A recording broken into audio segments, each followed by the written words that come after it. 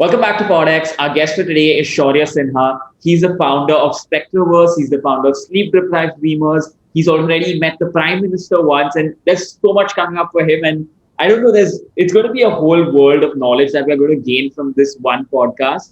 So, Shaurya, thank you so much for being a part. Thank you so much for having me. I'm going to dive in straight to the topics.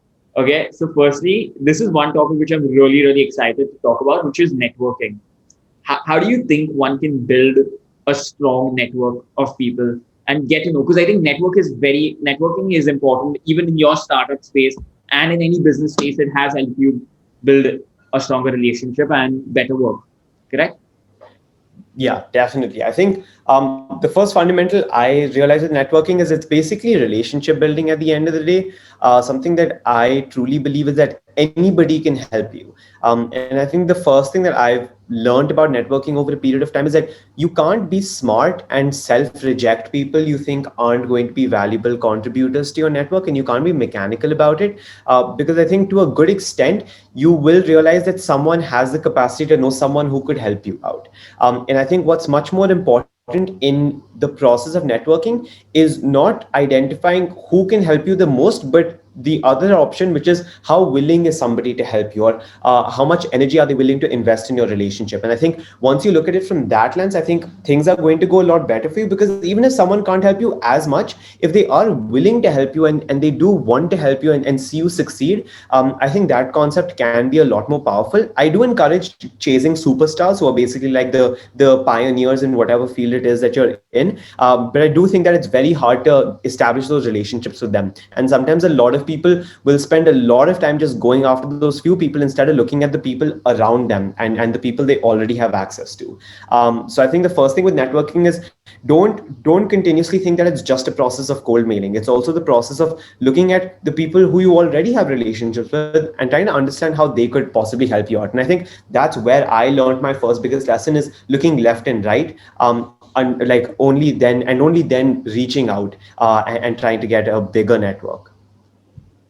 Yeah, I think that's like completely true. So there are a lot of things which I thought people couldn't help me out with in my life, and they gave me so many pieces of advice. Like some of my closest friends, they continuously advise me to to make changes in my podcast and all that stuff, and that has actually improved because I started creating reels very recently, and I never had the thought of creating reels. So someone from my friend circle told me to do that, and it's just working out for me right now. And like you said, it's just having people who are willing to help you that works out. Oh, another thing, this is just like I'm popping it into the middle, but actually I reached out to you, like I came to know who you were after I saw your entrepreneurship series video, being an entrepreneur as a teen. So one of my friends actually sent it to me. So like you said, having a good network of friends or someone, they sent it to me, and that's how I came across your profile.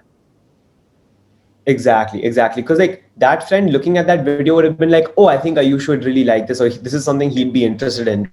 So because of the fact that he was thinking about you when watching that piece of content, you were able to gain some value. And I think that's definitely a really, I think even if it's not the most important insight, it's one that's the most overlooked. And that's why I say it.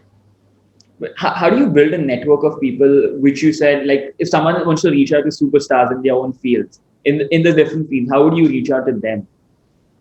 I think for me, what I've noticed is that you have to have tangible evidence of your dedication to a field or the amount of work that you've done in a field. So for me, whenever somebody reaches out to me, the first thing I try to see for is there anything application based this individual has done apart from just asking for advice. You want to help someone who is helping themselves before helping someone who is just asking help for the sake of asking help.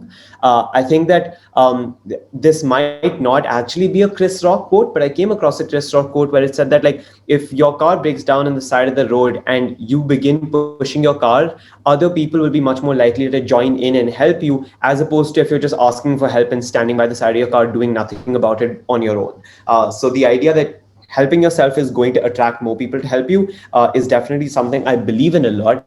So when I see people who have made the most out of the resources they already have and are trying to bootstrap their way forward and are also doing all of these really interesting projects that they can do with the resources they do have and with the limitations they do have, I think the biggest scope for creativity has always been in a sense of limitation. If you have too many resources, it does limit the ideas that you have or the things that you think you can bring to life. As much as people choose not to believe that, I think there's a reason that startups as well, if you look at entrepreneurship, are able to bootstrap and come up with so many innovative and disruptive ideas when big companies with huge budgets are also not able to do that. So I think, the core of the point is helping yourself always attracts more people. And if you're from a background where you don't think you can help yourself to the extent someone who's privileged can help yourself, look again, because there's always something you can work with in a situation of limitation. I've actually experienced that in my podcast. So earlier when I started out doing podcasts, it was really hard for me to get people on board. When I used to try and reach out to them and all that stuff, but because I had not done any podcasts previously, the most podcasts I did, the more people were willing to come and join and become guests on my podcast. And like you said about having less resources, I was in the 10th grade, I think, when I recorded my first podcast. So it wasn't through Zoom at the time, and it was actually in-person podcast. And in 10th, I didn't have a phone back then. So I didn't know how to do Right. it, and I just asked my friend out. I asked my friend if I could borrow him. So I borrowed him. I borrowed his phone. I borrowed his tripod, and we went and we recorded the first podcast. And I didn't do Right. anything. It was the recording part. He helped me edit it, but that was like an amazing experience. So I had something on my belt. After that, I got my second podcast, then my third, and then it became much more easier as I kept on doing more and more. So, like you said, if people are doing something, then other people will be willing to help and do it. Yeah, definitely. And I think also it's the hardest part about everything like a project that you started is getting off the ground. And I think the moment you get off the ground, it just you build momentum over a period of time, and then unlocking those further pedestals is a lot easier. Like the amount of time it took me to get to 1,000 subscribers, it took half that time to get to 10,000, and then ideally a little less time to get to 20,000 if you're growing the right way. Obviously, growth stagnates sometimes and it picks up sometimes. But the idea is, it's a cascading ocean. Like it slowly builds up and gets easier and easier. What would be your advice for someone who's procrastinating and trying to stop that start? They're not taking the first step to start. Uh-oh. One sec, Ayush, I missed your question. Could you just repeat that? Yeah. What would be your advice to someone who's continuously procrastinating and not taking the first step to start? Yeah. I think the root of it is just like deceiving yourself. I think a lot of people give themselves reasons for not wanting to start something. The most common being perfectionism, which is like, oh, I need to have X, Y, and Z to get the product that I'm envisioning right now. But the fact of the matter is that you're never going to be in that quote unquote perfect scenario to start. And it's much better to get off the ground and just get things rolling and get things done, as opposed to trying to achieve that, illusory perfect product. So even for me as a filmmaker, in the very beginning, I started out with a phone camera. Then after that, I moved on and I bought a DSLR, and been using that same DSLR for the last like 5 years. And then only now have I upgraded my audio. And even though I could have made any of those decisions at an earlier point in time, the core idea is always that, just get off the ground. Even if it's a bad video, like for me as a content creator, even if I made a bad video, I know the next video is going to be a little bit less worse than the video before that. So I think for me, it's all about putting your reps in. Like that's something I always tell myself, like put your reps in. If you want to do 3 videos a week, do 3 videos a week. If you want to do 1 video a week, do 1 video a week, but just put your reps in, and only then will something get done. And again, with procrastination, it's also just like along the same lines of deceiving yourself. It's about having an unrealistic expectation of how long something is going to take, how much energy something is going to take, what you actually need for something to get done. And all of those things fall into place only when you start. Only when you start do you realize, oh, this homework assignment is probably going to take 5 hours and not 2 hours. It's so much easier looking at a nice little plan that you've made for yourself and then being like, oh yeah, now I am officially ready to start. There's always that, oh, now I can start. Oh, now I can start. And you just keep pushing it further and further and further until you realize that the most learning you'll ever have is when you actually start, as opposed to just seeing it in the distance. So it's like have you heard of Gary Vee? Yeah. Yeah, I think Gary Vee also puts out a similar piece of advice, which is like he says perfection is an illusion. People need to start with the resources they have at the time they have when they get an idea. Because once they keep on trying to say this, I want to make this perfect, I want to do it this way and that way, they're actually just pushing it and procrastinating it. And that was a similar thing which you said. Exactly. And I think like even more important than that to me is the idea of like self-deception, because like a lot of people can tell you lies and you can catch them out on it, but very rarely do we catch ourselves out in the lies we tell ourselves or the things we settle for when we're with ourselves. So I've always realized that like whenever I'm telling myself a reason, I have to double check with myself if this is actually the reason or whether I'm just saying this to make myself feel better about something or to hide a deeper fact that I've not put in enough work and I'm not ready to start something. So it's all, you have to look inwards and then continuously ask yourself a series of questions and probe yourself. Only then will you realize what the root reason is that you're even procrastinating in the first place. But on a deeper level, how can you stop? Like, what should one do to stop lying to themselves? I mean, first you have to figure out that you're lying. Most people, the bigger part of the problem in my eyes is people not realizing that what they're telling themselves isn't the truth. And the moment people realize that they are deceiving themselves, it becomes a lot easier to solve it. Because I mean, who's going to want to continuously lie to themselves? You know, it's like it's obviously something that's not a state you want to be in. So I think the moment you realize the real reason you're doing something, then you can start working to the solution. And the solution can mean multiple things for different people. Like if it's a long-term project you're procrastinating on, maybe start spending 15 minutes towards it. If it's the fact that you are, saying that you're going to pull an all-nighter, but you spend your entire all-nighter just like watching Netflix, then maybe you don't do that next time. But there are just so many different situations that people are in. It's impossible to give like a one-size-fits-all practical advice for how to stop lying to yourself. But I think the real solution is even finding out that you were lying to yourself in the first place, because most people don't. I had a question, which is you've done so many startups and you've started so many businesses, actually, two of them. And what is something that has changed in your mindset, being not being an entrepreneur and being an entrepreneur? Yeah, I think initially I always saw skills, and yeah, I think skills are very valuable, but I saw skills as like the be all and end all. So I was like, I can't do this startup if I don't have a web development experience or a graphic design experience or a videography experience. And I think what I realized was you pick up those experiences along the way. So I think it ties very nicely in with the last conversation about not starting in the first place. There are a million reasons you can give yourself for why your startup won't work or why your idea won't work or why you're not the right person to do it.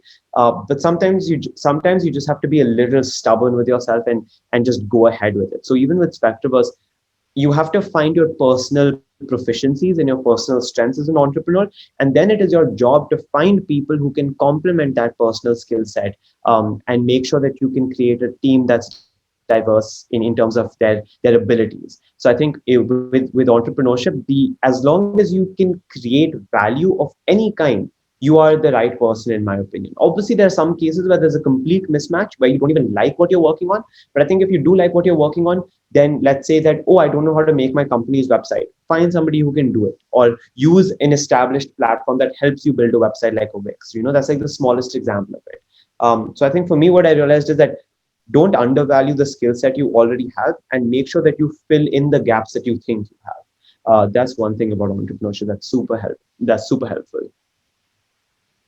As we're speaking about entrepreneurship, I wanted to ask you, what is the importance of having a good design website, a really good name, and also for people who are starting out, what kind of entities should they pick? Like, what Yeah. would be like? Yeah, so for me, like branding is everything because that's my core strength as a person. That's what I feel like I'm really good at, because I just love observing good brands. I love observing how good brands can make people feel. So that's something I personally prioritize. But what I've also realized is in the world, it's all about the execution, it's all about the branding, it's all about how you're putting something out there. So as much as I try to focus on my product, I know branding has an equal importance. And since it's already something I'm interested in, it makes it a lot easier for me to gravitate towards it. But I would say that for me, the logo, the website, the aesthetics of everything is supreme. Like I really would have try to create the best user experience for somebody coming into my whole platform. And as when it comes to entities, I mean, it does differ. There are a lot of complications when it comes to creating your own non-profit, which is why sometimes you can create a for-profit. But if it's just like a legal entity, you can still, like, if your goal is to still distribute value, you can still do that. I think in our generation, there's a problem where earning money has been seen as like a bad thing, or it's something that's looked down upon, or people don't talk about it too much. But I think it's perfectly acceptable to have a for-profit company if that's something you want to do. There's this whole vortex of social good that most people now are just creating social good for the sake of social good. So if you don't want to do social good, by all means, go and start a different kind of a company. But I think that's one thing I have in terms of, actually setting up your business. Okay, I had this question in my mind, which was actually been for a while, which is firstly for the audience that doesn't know, could you tell them what Spectroverse is and how did you make money from Spectroverse? Because that was the Right. biggest question which was in my mind. Spectrobus, I made zero money to answer that Oh, first. It's one of the reasons why I haven't been able to continue it with as much energy, because it was a loss business. I did it because I wanted to, not because I thought it would earn me money. Because that's rarely the reason I as a person just start things. I think that there are multiple benefits to being privileged, but one of the small minor ones is that you don't have to work for each meal, right? So in high school, I did have the ability to create something like Spectroverse. But what Spectroverse is it's a recruitment platform that helps differently abled individuals gain employment opportunities. And again, with Spectroverse, my biggest issue in the beginning was how do I create this platform? And then I just found people who could help me and work together to create the platform. And then I reached out to the NGOs and I reached out to the companies and then made sure that they could talk to one another and they could transfer employees to the other. So I think that that was Spectroverse's model in terms of the business model per se. I didn't charge companies anything for a placement. Usually you take a commission. And that is, by the way, the initial plan. The initial plan was to earn money with the business. But what I very quickly realized is that diversity hiring is such an underappreciated aspect of our entire world, the entire corporate world as well. Like people don't see it as an economic benefit when there have been numerous case studies to show that there are business benefits to hiring people with disabilities. I still think that people weren't willing to do it, and adding a cost to giving them a candidate would only create more friction to the greater goal I had, which was getting that person a job. So even if that meant sacrificing the commission, I honestly did not care too much about it. what are some of the benefits that companies get from hiring people with disabilities? Right. So I think one of the most immediate ones, like very practical one, is just attrition rates. And like that is just something because of how small the supply is for jobs for people with disabilities. But a differently able candidate usually stays at a job a lot longer than a normal employee. And in today's day and age, if you look at startups, if you look at businesses where there's a large amount of turnover, where people come in and people go out, and the churn rate is quite substantial, having differently able candidates is quite a big asset. And another thing is also, if you think of it from the consumer lens, today, at least with Generation Z, we're looking at companies that have some form of a social message. They're companies that want to do good. And if I personally did see a company giving representation to differently able candidates, whether it's in their shops, whether it's in their restaurants, I would feel good being a consumer of that company. So I think on the consumer side of things, it can increase brand loyalty for whatever organization it is that you're trying to establish. So yeah, I think those are like two very quick business benefits that are there. And then in the United States, you also have a lot of rebates, like government rebates, if you're hiring individuals with disabilities, whether it's accessibility rebates, accessible workplaces. So that's like another benefit. I don't think India has caught up to that yet, but I still think the first two are quite substantial. Speaking of longevity, actually, in my previous podcast, one of my guests said this actually, even that to make an impact in the organization, also people need to be there at least for 5 to 10 years. They need to have that retention at a company. They can't stop. They can't be hopping around. And I think people with disabilities, since they have a higher retention at companies, they can also make larger impacts. Exactly. And I think like even in the soft skill level, I work with a speech and hearing impaired individual who was working in a cafe, and the employees in that cafe learned sign language to communicate with them. So it also fosters, in my opinion, even though there might not be enough substantial evidence, I've seen this in front of my eyes where people come closer as a workforce with differently able candidates as well, because they tried when you try to accommodate for somebody else, that's giving them a step or giving them your hand.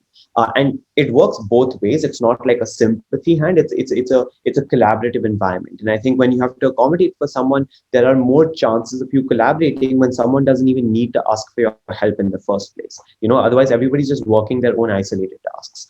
So I think it can also be a way for people to come together. I want to ask you this question about privilege. Earlier, you acknowledged that you are privileged. So, how do you think acknowledging the fact that people are privileged, like we ourselves are privileged, how do you think that acknowledging that has an impact on the mind? Like, what impact does it have? I mean, privileged is a very interesting conversation to have. Uh, I've had it too many times with at least people in my comment sections where a lot of people have been like, oh, you only got into Stanford because you were privileged. I think it's unfair to isolate one variable.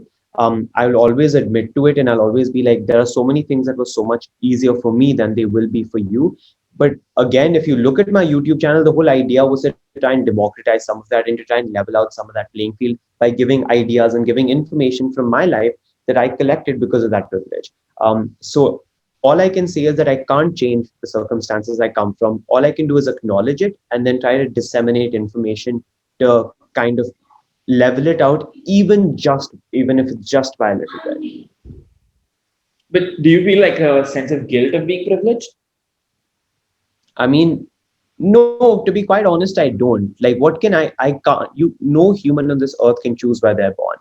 Why would you feel guilty for something that you have no control over? So, I mean, that's my clear cut view on it. I don't see myself as being guilty of it. If I didn't make any use out of the privilege I had, yeah, then I'd probably be guilty of it. There are like, small things like don't try to waste your food, or don't try to be too spendthrift. Like, I don't spend money on too many things. Like, I honestly don't. Most of the investments I make are towards my education. Like, even the company that I'm working on right now, Sleep Deprived Dreamers, the sole purpose of that company is to try and help fund my Stanford education because I want to pay for it myself. And even for like my purchases from my YouTube money, all of it goes back into YouTube, but I'm trying to purchase more equipment. So if I'm working for it and I'm receiving that money and I'm investing it back into things that I think are valuable pursuits like education, like growing your efforts, then I don't think having guilt is even productive. I don't know whether it's good or bad. I just don't think it's a productive use of my time. I think I need to work in that. So I face a problem, which is a lot of times I've questioned that I've done so many podcasts, I've got to meet so many people. But is it because what if someone who doesn't have internet access, would that person be able to do it better than I did if they had internet access or something like that? So I kind of do feel Yeah, that guilt at the moment at times. it's understandable. Like, there's no way that I never have felt that guilt, because obviously when I did get into Stanford, the question does arise: can somebody else who had the same resources as you do a far better job? But I know for a fact that Stanford is trying its best to also bring those individuals to their campus. We had a UP farmer boy who's coming in on 100% scholarship in my class at Stanford University. So I know the universities are trying their best. So all I can do to play my part is continue my YouTube channel, continue to give education. Your podcast is probably going to help other individuals who maybe aren't as well resourced as you. Maybe they have internet, but they aren't as well resourced to have those connections or make those connections in the first place, or be from an English medium background, which makes people more likely to accept your invitation. That's all of those small things come into play. But I've tried to not try to solve problems I know I have no hand in. I can't change some of these variables about myself. I can just make the most of it. Yeah, I think I'll be working in that. But do you believe in manifestation? I had this question because you actually told me we had this slight conversation where you told me you do believe in it a lot. Like, so like, what are your thoughts on manifestation? Yeah, I mean, it's so with me, it's a big world of double standards. Like, I'll be like, you have to be very optimistic, but I'll also be like, you have to be practical, because I feel like all of us have this tug of war we're playing with ourselves, where we have two different qualities side by side, where you have to be selfless and help everybody, but you also have to, at some times you have to put yourself first. So I think manifestation is the exact same way. You have to have the belief that you can make something happen, but you also have to be willing to put in the work to make it happen. So without one, the other doesn't come. I think having belief with putting in no work, I don't think too many good things will come out of that. doing the work but having no belief in what you're doing at all, or not thinking that a positive outcome can come out of it, it might still work, but I don't think the results are as gratifying as when you do believe and do hope that something works out for you. So I think the idea of manifestation is that you are priming your mind to think about something that you want to the extent by which it is a thought you have throughout the day. So I think with manifestation, it makes you think about something a lot more, which unconsciously filters down into your efforts. Because if you think about something more, you want something more. If you want something more, you're more willing to put in the work. So I think it's a self-fulfilling prophecy where you're telling yourself you can do something and then you do put in the effort. So you do get that one thing. But if you tell yourself you can't do something, then it affects how you're putting in the effort, which in some cases can lead to failure. And then the other thing with manifestation is if I don't get something, I'm like, okay, move on. Maybe I wasn't meant to get it. Just because you can think of getting something in your head doesn't mean you're always meant to get it. So it's a lot of if, but it's a lot of caveats. But the core idea is that whatever you are meant to get, you will get it. And if you don't get it, there is a reason to it. But that shouldn't change the inputs you put in. That shouldn't change the work you put in. That shouldn't change the determination you have, the passion with which you're doing something. None of those things should change. It's just about how you see things in the greater picture. So could you like tell us some of your experiences with manifestation? Like, wanna have you experienced it? Like, how was it? A story or something? Yeah, I mean, okay, like a very small but like substantial one, I guess, I think would be my Stanford acceptance to a good degree. I think when I did get rejected from most Ivy League colleges or waitlisted from most Ivy League colleges, I was in a state where I was really concerned, where I was like, okay, you put in all of this work, did you not get it for a reason? Were you incapable of it? So I think that was the first time I did have a good amount of self-doubt set in, because to to think to manifest something, you have to think you're capable of it. And to think you're capable of it, you have to be very self assured.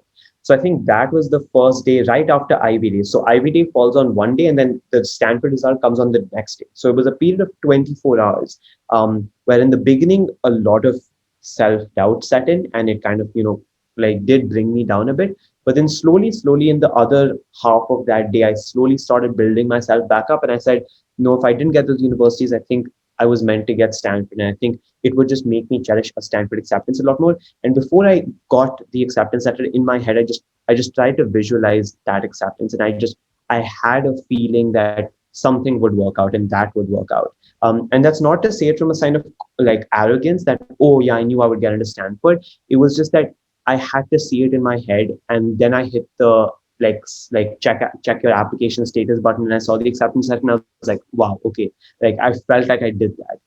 So that's like a very small instance of like, and obviously it sounds like a 24-hour period, but it was also a period of 4 years of working towards something.